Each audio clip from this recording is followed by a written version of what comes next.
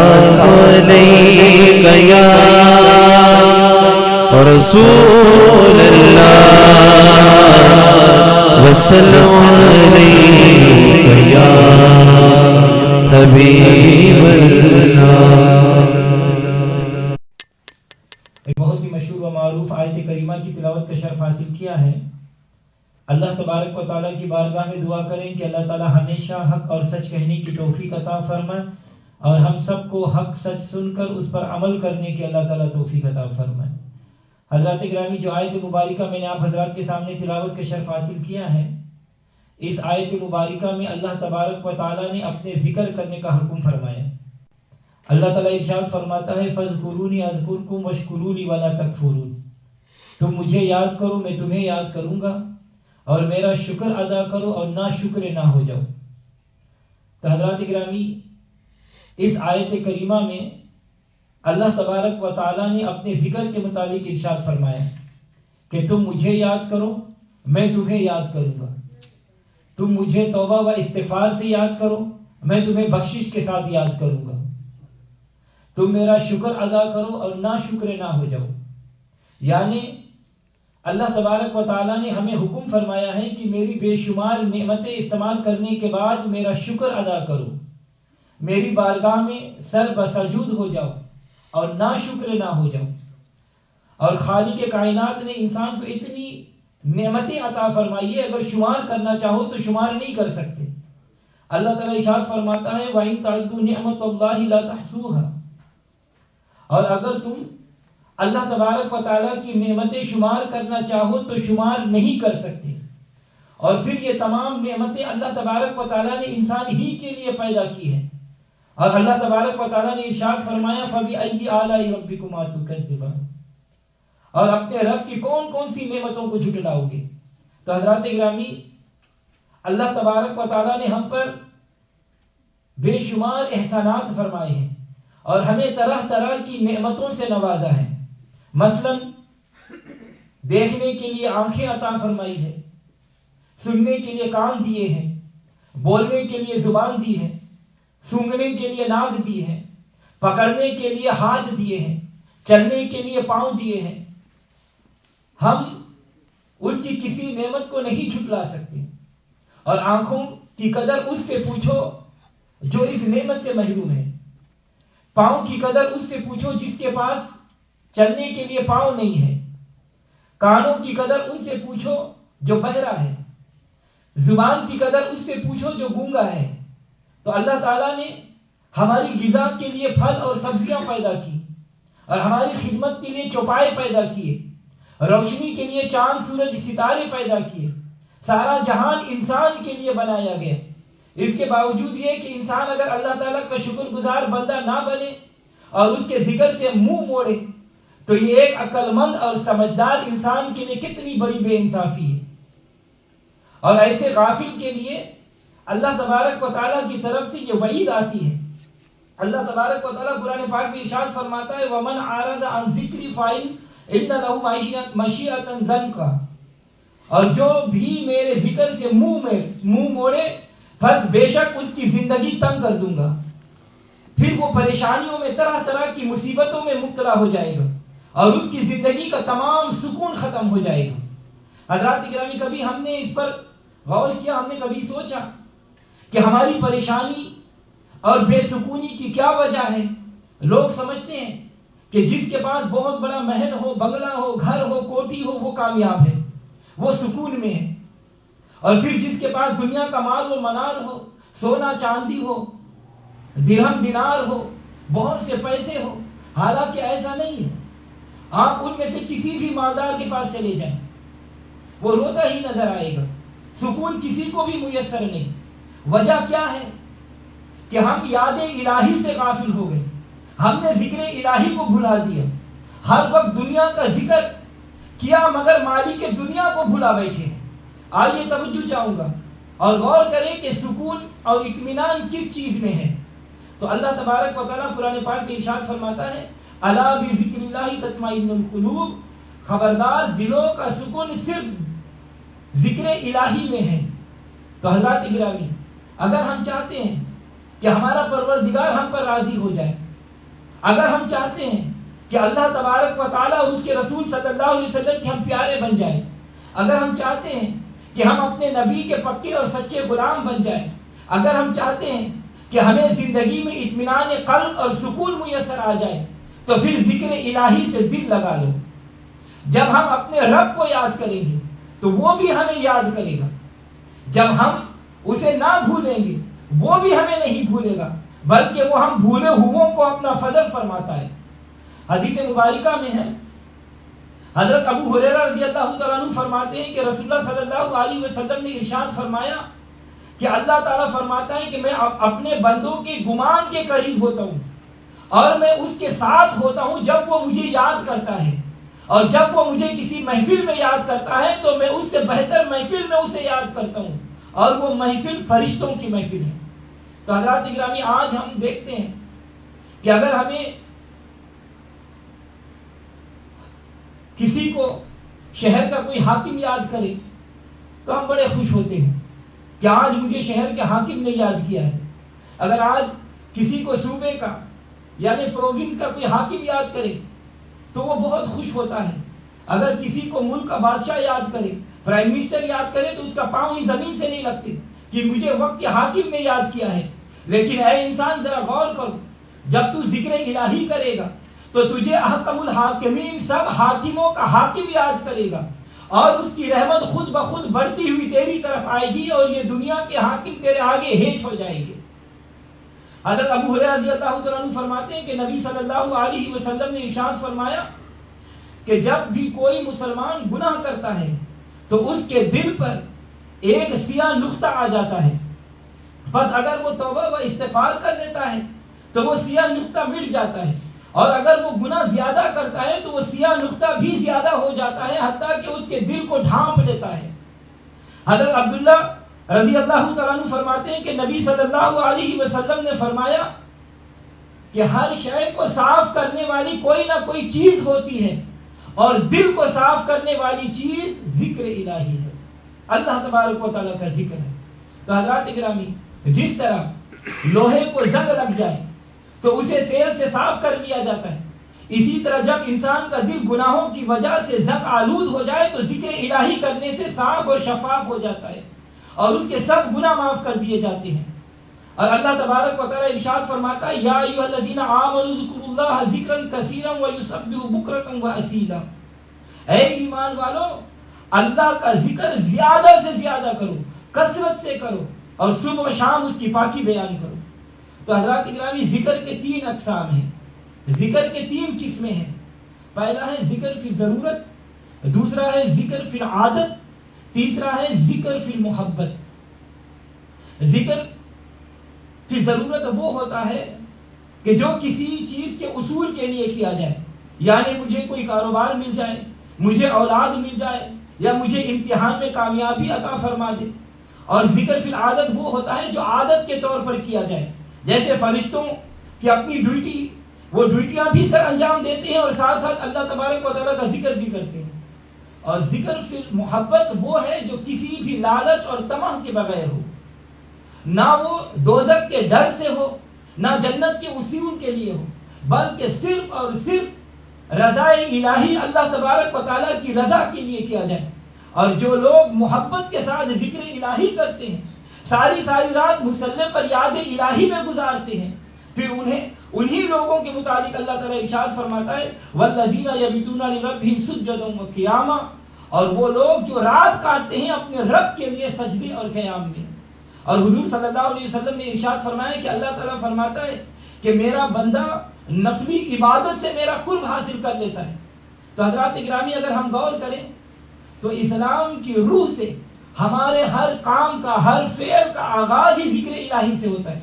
مثلا ہم نے کھانا کھانا ہو تو ہم بسم اللہ پڑھیں گے، جب ہم کھانے سے فارغ ہو تو پڑھتے ہیں الحمدللہ، کسی کام کا ارادہ کرو تو کہو انشاءاللہ، کوئی اچھی چیز دیکھو تو کہو ماشاءاللہ، اگر دل میں کوئی برا خیال آ جائے تو کہو لا حول ولا قوت الا باللہ، کوئی غم زدہ خبر سنو تو کہو انا للہ و انا الیہ راجعون، آپ سے نیکی کرے تو کہو جزاک اللہ، قرآن مجید سنو تو کہو سبحان اللہ، ہر وقت اللہ کا ذکر کرو، حضرت جابر رضی اللہ عنہ فرماتے ہیں کہ نبی صلی اللہ علیہ وسلم نے فرمایا کہ جس نے ایک دفعہ سبحان اللہ کہا تو اس کے لیے جنت میں ایک درخت لگا دیا جاتا ہے.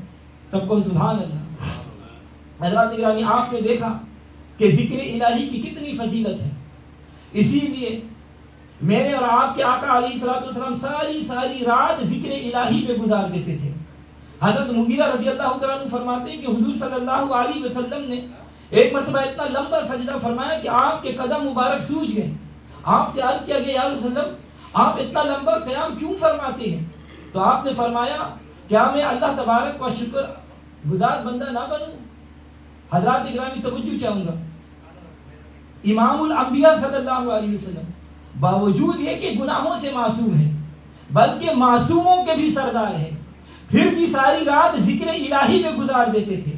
اور یہاں تک کہ رب کائنات نے ارشاد فرمایا یا ایھا المزمل قم اللیل الا قلیلا نصفہ او انقص منہ قلیلا، اے محبوب، اے چادر اوڑھنے والے، آدھی رات یا اس سے کم آرام فرما لیا کریں.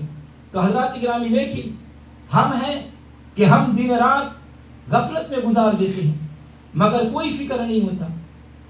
کوئی ہمیں نماز یا تلاوت قرآن مجید کے لیے یا اللہ کے ذکر کے لیے دعوت دے تو کہتے ہیں کہ جی شیطان مردود ہمارے پیچھے لگا ہوا ہے، جو نماز نہیں پڑھنے دیتا، جو ذکر کے محفل میں نہیں آنے دیتا. حالانکہ یہ بات سراسر غلط ہے، اس لیے کہ جب انسان پختہ ارادہ کر لے تو شیطان کچھ نہیں کر سکتا، بلکہ یاد الہی کرنے والے سے شیطان دور بھاگتا ہے. جیسا کہ حدیث نبوی میں ہے، حضور صلی اللہ علیہ وسلم نے فرمایا، حضرت ابن عباس رضی اللہ تعالیٰ عنہ فرماتے ہیں کہ رسول اللہ صلی اللہ علیہ وسلم نے ارشاد فرمایا کہ شیطان انسان کے دل پر چمٹا رہتا ہے. جب انسان اللہ کا ذکر کرتا ہے تو شیطان ہٹ جاتا ہے، اور جب انسان غافل ہوتا ہے تو وہ وسوسہ ڈالتا ہے. تو حضرات اکرامی یہ بات غلط ہے کہ ذکر الہی کے لیے شیطان رکاوٹ بنتا ہے، بلکہ انسان خود ہی ناشکرا ہے.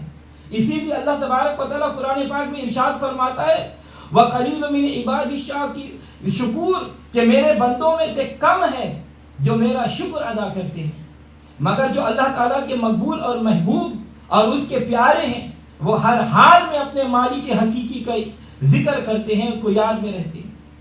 دیکھیے اللہ تبارک و تعالیٰ کے پیارے نبی حضرت ایوب علیہ السلام، آپ بڑے مالدار نبی تھے. شیطان نے حسد کیا کہ ایوب علیہ السلام نے دنیا و آخرت دونوں کو حاصل کر لیا. تو شیطان نے سوچا کہ کسی طرح ان دونوں چیزوں میں سے یا ان میں سے ایک چیز اس سے چھین جائے. تو اس کو شیطان آسمانوں کی طرف چڑھا کرتا تھا، جہاں چاہتا تھا وہاں ٹھہر جاتا. اپنے معمول کے مطابق شیطان آسمان کی طرف گیا تو اللہ تبارک و تعالیٰ نے فرمایا کہ اے ابلیس بتا میرے بندے ایوب علیہ السلام کیسے ہیں؟ تو شیطان کہنے لگا کہ ایوب علیہ السلام صرف اس لیے تیری عبادت کرتے ہیں کہ تو نے اس کو مالدار بنایا ہے، اگر ان کے پاس یہ مال نہ ہوتا تو وہ کبھی تیرا ذکر نہیں کرتا.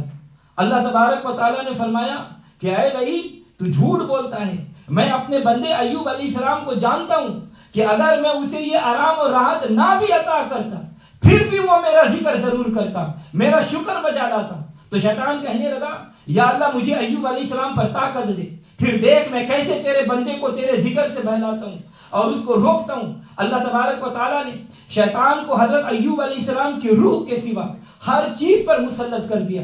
اس کے بعد ابلیس واپس آیا اور دریا کے کنارے کھڑے ہو کر زور سے چیخ ماری. تمام جن اور اس کے چیلے سب جمع ہو گئے اور کہنے لگے کہ استاد جی آج کیا بات ہے، آپ اتنے زور سے چیخ و پکار کر رہے ہیں. تو شیطان کہنے لگا کہ دیکھو میں نے آدم علیہ السلام کو ورگلا پھسلا کر اس کو جنت سے نکلوایا، اب ایوب علیہ السلام کو بارگاہ الہی سے دور کرنا ہے، لہذا ایوب علیہ السلام کا تمام مال و منال تباہ و برباد کر دو. یہ کہہ کر وہ شیطان لعین حضرت ایوب علیہ السلام کے پاس آیا اور دیکھا کہ حضرت ایوب علیہ السلام اللہ کے ذکر کر رہے، اللہ کی نماز پڑھ رہے تھے. قریب جا کر کہنے لگا کہ ایوب تو نماز پڑھ رہا ہے، اللہ کا ذکر کر رہا ہے، ذرا اپنے گھر جا کر تو دیکھو کہ اللہ تعالیٰ نے آسمان سے آگ کو نازل کیا جس سے تیرا سارا مال جل کر راکھ ہو چکا ہے. ایوب علیہ السلام نے اسے کوئی جواب نہیں دیا. حتیٰ کہ آپ نماز سے فارغ ہوئے تو آپ نے فرمایا الحمدللہ الذی اعطانی ثم اخذ منی، سب تعریفیں اللہ کے لیے ہیں جس نے مجھے مال عطا کیا پھر مجھ سے لے لیا.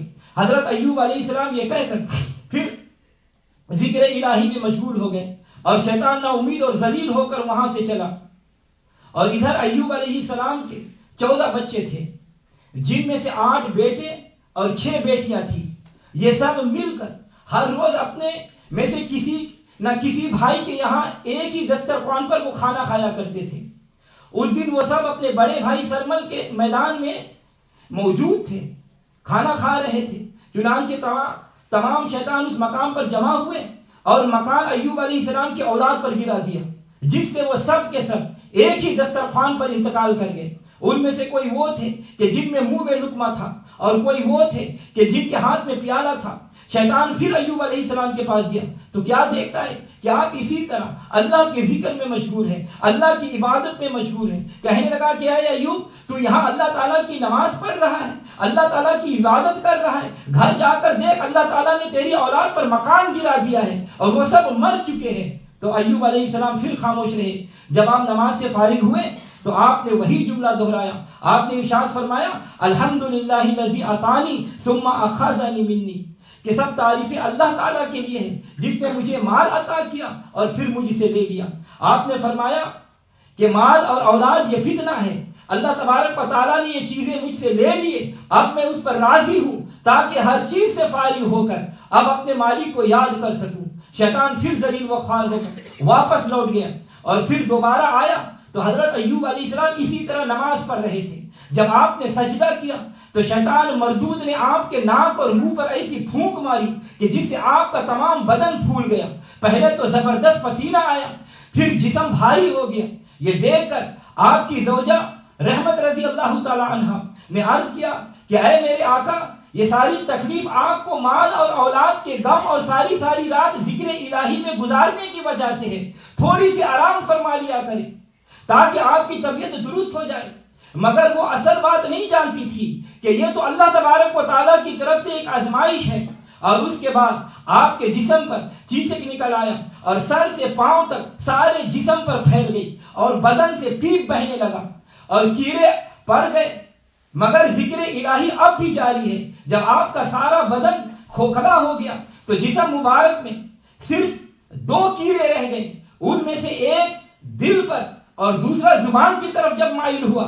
جب انہوں نے دل اور زبان کو کاٹا تو اس وقت ایوب علیہ السلام نے اللہ تبارک و تعالیٰ کی بارگاہ میں عرض کیا کہ یا اللہ، بے شک مجھے تکلیف پہنچی ہے اور تو سب سے زیادہ رحم فرمانے والا ہے. توجہ چاہوں گا، حضرت ایوب علیہ السلام نے یہ کوئی شکوہ اور شکایت کے طور پر نہیں کیا تھا، بلکہ صرف اس لیے کہ یا اللہ، میں تیری ہر بلا، یا اللہ میں تیری ہر مصیبت، ہر پریشانی میں پر صبر کروں گا جب تک میرا دل تیری محبت میں ہوگا اور میری زبان تیرے ذکر سے جاری رہے گی. تو اللہ تبارک و تعالیٰ نے ارشاد فرمایا کہ بے شک ہم نے ایوب علیہ السلام کو صابر پایا، کیونکہ آپ کے دل اور مال کے لیے جزا نہیں کی، آپ نے کوئی شکایت نہیں کی، بلکہ آپ نے تو اس لیے اللہ تعالیٰ کی بارگاہ میں عرض کی تھی کہ یا اللہ، کہیں ایسا نہ ہو کہ میری زبان تیرے ذکر سے رک جائے. اور اس کے بعد اللہ تعالیٰ نے ایوب علیہ السلام کی طرف وہی بھیجی کہ اے ایوب، تجھ سے پہلے 70 انبیاء نے مجھ سے اس آزمائش کو طلب کیا، مگر میں نے تیری عظمت اور بزرگی کی خاطر اسے تیرے لیے پسند کیا. اور اس میں بظاہر تو تیرے لیے بلا ہے، تیرے لیے پریشانی ہے، مگر حقیقت میں تو مجھ پر رحمت اور میرے رحمت اور میری دوستی ہے. اور اس کے بعد اللہ تبارک و تعالیٰ نے ان 2 کیڑوں کو گرا دیا. ایک پانی پہ گرا جو جوگ بن گیا اور جس سے ہر طرح کی بیماریوں کو آرام ملتا ہے، اور دوسرا زمین پر گرا، اس سے اللہ تعالیٰ نے شہد کی مکھی بن گئی جس میں ہر چیز کے لیے شفا رکھ دی گئی. اور اس کے بعد حضرت جبریل علیہ السلام جنت سے 2 انار لے کر آئے. حضرت ایوب علیہ السلام نے فرمایا کہ اے جبریل، کیا میرے رب نے مجھے یاد کیا ہے؟ جبریل علیہ السلام نے عرض کیا ہاں اللہ تعالیٰ نے آپ کو سلام بھیجا ہے اور حکم فرمایا ہے کہ دونوں انار کھا لیجیے اور ان کے کھانے سے آپ کا جسم بالکل ٹھیک اور تندرست ہو جائے گا۔ جب آپ نے وہ دونوں انار کھا لیے تو جبریل علیہ السلام نے فرمایا کہ اللہ کے حکم سے اٹھو، تو حضرت ایوب علیہ السلام اٹھے۔ جبریل علیہ السلام نے فرمایا کہ اپنا دایاں پاؤں زمین پر مارو۔ جب ایوب علیہ السلام نے اپنا پاؤں زمین پر مارا تو پانی کا چشمہ نکلا، آپ نے اس سے غسل کیا، پھر فرمایا کہ اپنا دوسرا پاؤں زمین پر مارو۔ جب دوسرا پاؤں زمین پر مارا تو ٹھنڈے چشمے کا پانی نکل آیا، جس سے آپ نے پانی پیا تو آپ کے پانی پینے سے آپ کی تمام ظاہری اور باطنی بیماریاں دور ہو گئی اور فوراً آپ کا جسم مبارک پہلے سے بھی زیادہ اچھا ہو گیا اور چاند کی طرح آپ کا چہرہ روشن ہو گیا۔ جیسا کہ اللہ تعالیٰ قرآن پاک میں فرماتا ہے، پس ہم نے ایوب علیہ السلام کی دعا کو قبول کیا، پس ہم نے کھولا اس ایذا کو جو ان کے ساتھ تھی اور ہم نے اس کو اس کی اولاد دی، اور اسی کی مثل اپنی رحمت سے اور نصیحت ہے عبادت کرنے والوں کے لیے۔ تو حضرات گرامی، یہ اللہ تعالیٰ کے محبوبوں کا تقویٰ ہے کہ ان پر لاکھ مصائب آ جائیں، لاکھ بلائیں آ جائیں، لاکھ مصیبتیں آ جائیں، مگر وہ ذکر الہی سے غافل نہیں ہوتے، اور ان کی خواہش اور تمنا یہ ہوتی ہے کہ کوئی سانس بھی ایسا نہ گزرے کہ جس سے اللہ تبارک و تعالیٰ کی یاد نہ رہے۔ تو حضرات گرامی، اب دیکھنا یہ ہے کہ ذکروں میں سے افضل ذکر کون سا ہے۔ حضرت جابر رضی اللہ تعالیٰ عنہ فرماتے ہیں کہ رسول اللہ صلی اللہ علیہ وسلم بارک نے ارشاد فرمایا، افضل الذکر لا الہ الا اللہ و افضل الدعاء الحمدللہ، کہ افضل ذکر لا الہ الا اللہ اور افضل دعا الحمدللہ ہے۔ تو حضرات اکرامی، معلوم ہوا کہ اذکار میں افضل ذکر کلمہ طیبہ ہے، لا الہ الا اللہ۔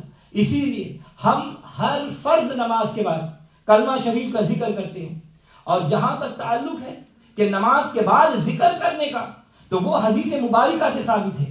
حضرت ابن عباس رضی اللہ تعالیٰ عنہ فرماتے ہیں مشکوٰۃ شریف کی حدیث میں کہ میں رسول اللہ صلی اللہ علیہ وسلم کی نماز کو، جماعت کو پورا ہونے کو تکبیر سے پہچان لیتا تھا، یعنی ابھی میں اپنے گھر میں ہوتا تھا کہ حضور صلی اللہ علیہ وسلم کے تکبیر پڑھنے کی آواز سنتا تو میں سمجھ جاتا کہ اب جماعت ختم ہو چکی ہے۔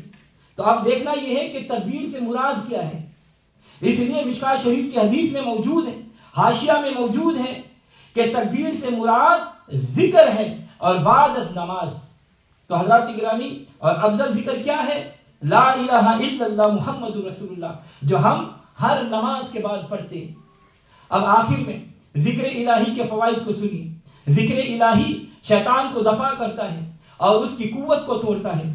ذکر الہی اللہ تعالیٰ کی خوشنودی کا سبب ہے۔ ذکر الہی دل سے فکر اور غم کو دور کرتا ہے۔ ذکر الہی جسم اور دل کو قوت بخشا ہے۔ ذکر الہی چہرہ اور دل کو منور کرتا ہے۔ ذکر الہی رزق کو بڑھاتا ہے۔ ذکر الہی معرفت الہی کا دروازہ کھولتا ہے۔ ذکر الہی لغزشوں اور خطاؤں کو دور کرتا ہے۔ ذکر الہی اللہ تعالیٰ کے عذاب سے نجات کا ذریعہ ہے۔ ذکر الہی دنیا میں بھی ساتھ نور کے ساتھ رہتا ہے۔ ذکر الہی تو قبر میں بھی اس کے ساتھ نور ہوتا ہے۔ ذکر الہی کا نور آخرت میں پل صراط میں بھی آگے ہوگا۔ ذکر الہی شکر کی جڑ ہے، جو اللہ کا ذکر نہیں کرتا وہ شکر بھی ادا نہیں کرتا۔ ذکر الہی دل کی بیماریوں کا علاج ہے۔ ذکر الہی کرنے والے پر اللہ تعالیٰ کی رحمت اور فرشتوں کی دعا ہوتی ہے۔ ذکر الہی کی مجلس فرشتوں کی مجلس ہے۔ ذکر الہی کی وجہ سے ہر مشکل حل ہو جاتی ہے۔ ذکر الہی کرنے والے کے تمام گناہ مٹا دیے جاتے ہیں۔ ذکر الہی کی محفل مومن کے لیے 2 لاکھ بری محفلوں سے بہتر ہے۔ ذکر الہی کی برکت سے عمر میں برکت ہو جاتی ہے۔ آخر میں دعا ہے کہ اللہ تبارک و تعالی ہمیں زیادہ سے زیادہ ذکر الہی کے توفیق عطا فرمائے، اور ہمارے یہاں اس مسجد میں ہر جمعے کو شام کی اللہ تبارک و تعالیٰ کا ذکر کی محفل ہوتی ہے، تو اس میں آپ حضرات بھی حصہ لے سکتے ہیں۔